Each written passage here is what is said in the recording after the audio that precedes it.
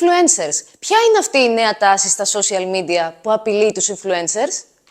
Οι εκπρόσωποι αυτής της ομάδας ισχυρίζονται ότι ο υλισμός είναι υπερεκτιμημένος και μάλιστα εκτός της μόδας. Πολλές φορές χρησιμοποιούν διάφορες τεχνικές για να αποθαρρύνουν το κοινό να αγοράσει ένα προϊόν το οποίο οι ίδιοι έχουν πει ότι είναι αναποτελεσματικό.